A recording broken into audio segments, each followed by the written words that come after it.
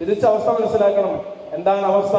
ഒരു പെണ്ണിനൊരു മാസത്തില് കടന്നുവരും, മെൻസസിന്റെ സമയം കടന്നുവരും, അവളുടെ ഹൈലിന്റെ സമയമുണ്ട്. ഒരു പെണ്ണിന് അവളുടെ ജീവിതത്തിലെ ഏറ്റവും കൂടുതൽ വിഷമകരമായ അവസ്ഥയാണ്.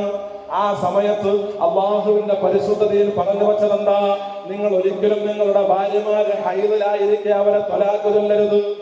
ഹൈലുള്ള പെണ്ണിനെ ത്വലാഖ് ചൊല്ലാൻ പാടില്ല, ഹറാമാണ്. എന്താ കാരണം? ഹൈലുള്ള പെണ്ണിനെ കുറിച്ച് ആധുനിക ലോകം പറഞ്ഞു വെക്കുന്നുണ്ട്, ഇന്നത്തെ മെഡിക്കൽ സയൻസ് പറഞ്ഞു വെക്കുന്നു. ഒരു പെണ്ണിന് ആ സമയത്ത് മൂഡ് സ്വിങ്സ് ഉണ്ടാകും, ഒരു പെണ്ണിന്റെ സ്വഭാവത്തിലെ ചേഞ്ചുകൾ ഉണ്ടാകും. ഭർത്താവിനോട് മോശമായിട്ട് ചിലപ്പോൾ പെരുമാറിയെന്ന് വരും, മക്കളോട് ചിലപ്പോൾ ദേഷ്യപ്പെട്ടെന്ന് വരും, അവരുടെ പ്രകൃതിയിൽ വല്ലാതെ മാറ്റം വരും. കാരണം അവരുടെ ശരീരം വല്ലാത്ത രീതിയിൽ മാറിക്കൊണ്ടിരിക്കുകയാണ്. അവരുടെ ശരീരം നല്ല രീതിയിൽ മാറ്റത്തിന് വിധേയമാവുകയാണ്. ആ മാറ്റം അവരുടെ പെരുമാറ്റത്തിനുണ്ടാകും, സ്വഭാവത്തിനുണ്ടാകും.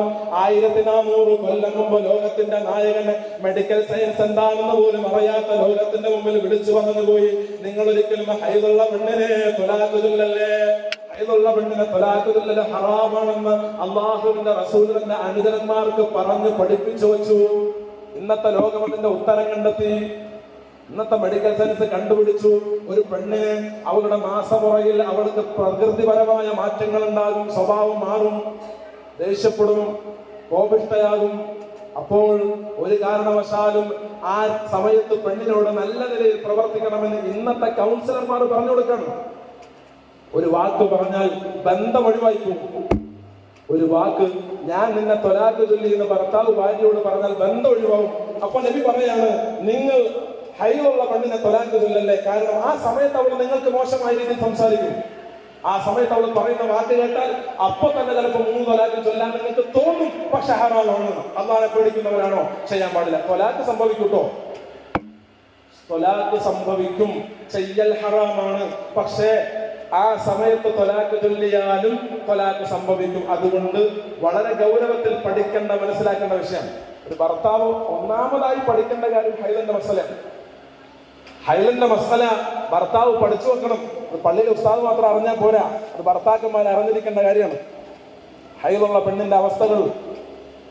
അതുകൊണ്ട് തന്നെ എന്റെ പ്രിയപ്പെട്ട ഭർത്താക്കന്മാർ തിരിച്ചറിയണം, ഒരു പെണ്ണിന്റെ ഏറ്റവും സങ്കീർണമായ ഘട്ടത്തിലൂടെ അവൾ കടന്നു പോകുമ്പോൾ ചിലപ്പോൾ നമ്മൾ പറയുന്ന കാര്യം അവൾ അംഗീകരിക്കില്ല. ചിലപ്പോൾ നമ്മൾ പറയുന്നതിന് നേരെ വിപരീതം പറയും. അങ്ങനെയൊക്കെ സംഭവിക്കാം. അവളുടെ അവസ്ഥ മനസ്സിലാക്കണം. നേരത്തെ നിങ്ങളുടെ അവസ്ഥ മനസ്സിലാക്കിയല്ലോ. നിങ്ങൾ ജോലി കഴിഞ്ഞ് വരുമ്പോൾ നിങ്ങളുടെ ജോലി സ്ഥലത്തെ ടെൻഷനും അവസ്ഥയൊക്കെ മനസ്സിലാക്കിയില്ലേ? അതുപോലെ തന്റെ ഭാര്യയുടെ അവസ്ഥ ഭർത്താവ് തിരിച്ചറിയണം. അവള് കടന്നു പോകുന്ന അവസ്ഥ എന്താണെന്ന് മനസ്സിലാക്കണം. ഇങ്ങനെ പരസ്പരം അവസ്ഥകളെ തിരിച്ചറിയണം. എന്നിട്ട് അവൾ മാസമുറയുടെ വയറുവേദന എടുത്ത് കിടക്കുമ്പോൾ അവളുടെ വയറൊന്ന് തടവി കൊടുത്തിട്ടുണ്ട് അവളെ ആസ്വദിപ്പിക്കാൻ കഴിയണം. അത് പറയുമ്പോൾ നമുക്ക് ലജ്ജ തോന്നും. ഏത് നമുക്കാണ് ലജ്ജ വരുന്നത്?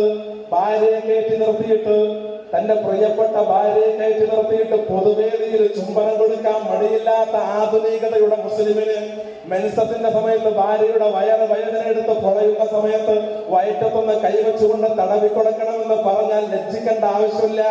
അവിടെ ലജ്ജിക്കണം. പൊതുവേദിയിൽ ഓഡിറ്റോറിയത്തിൽ 100,000 ആളുകളുടെ മുമ്പിൽ തന്റെ ഭാര്യയെ പിടിച്ചുകൊണ്ട് ചുംബിക്കാൻ ഒരു മുസ്ലിമായ മനുഷ്യന് ലജ്ജ വേണം. അവിടെ ലജ്ജ വേണം. നിന്റെ ബെഡ്റൂമിന്റെ ഉള്ളില് നിന്റെ പ്രിയപ്പെട്ടവൾ വേദന എടുത്തുകൊണ്ട് പൊളയുമ്പോ അവളെ ഒന്ന് ആസ്വദിപ്പിക്കാൻ നിനക്ക് ലജ്ജയുടെ ആവശ്യമില്ല. നീ തടവുന്ന ഓരോ തടവലിലും അള്ളാഹുവിന്റെ റഹ്മത്തിന്റെ നോട്ടം നിലയിലുണ്ടാകും. ഇത് തിരിച്ചറിയണം മുസ്ലിമായ മനുഷ്യൻ. അവിടെ ലജ്ജ. സ്വന്തം ബെഡ്റൂമില് അടച്ചിട്ടിരിക്കുന്ന വാതിലിന്റെ ഉള്ളിൽ, ആ സംരക്ഷണ വലയത്തിന്റെ ഉള്ളിൽ ലജ്ജ. ഇവിടെ ഓഡിറ്റോറിയത്തിന്റെ ഉള്ളിൽ കൈപിടിച്ച് കറക്കാനോ തന്റെ പ്രിയപ്പെട്ട ഭാര്യയെ എടുത്തുകൊണ്ട് ഡാൻസ് കളിക്കാനോ ചുംബിക്കാനോ ലജ്ജയില്ല. അത് പിടിച്ചിട്ട് റീലാക്കി ഇടാൻ ലജ്ജയില്ല. അതൊക്കെ നല്ല സുന്ദരമായ അവസ്ഥ. സ്വന്തം ഭാര്യയെ പോലും പൊതുവേദിയിൽ ആളുകൾ കാണുക ചുംബിക്കൽ ഹറാമാണ്. ആർക്കാണ് ആ വിഷയത്തിൽ തർക്കമുള്ളത്? ആർക്കെങ്കിലും ആ വിഷയത്തിൽ അടിസ്ഥാനപരമായിട്ട് എന്തെങ്കിലും യോജിപ്പുണ്ടെങ്കിൽ കടന്നു വരാം. സ്വന്തം ഭാര്യയെ പോലും മറ്റാളുകൾ കാണുക ഇത്തരത്തിലുള്ള പ്രവൃത്തി ചെയ്യൽ ഹറാമാണ്. ഒരു രീതിയിലും പരിശുദ്ധ ദീൻ അതിനെ പ്രോത്സാഹിപ്പിക്കുന്നില്ല. അത് ആര് ചെയ്തു എന്ന് പറഞ്ഞാൽ റീലിന്റെ കാര്യം പറയുമ്പോൾ എല്ലാവർക്കും പോയി അടുത്തൊക്കെ വന്ന ചില തലയെക്കെട്ടുകാരുടെ റീലൊക്കെ പറയാനുണ്ടാകും. എല്ലാത്തിനും അടച്ച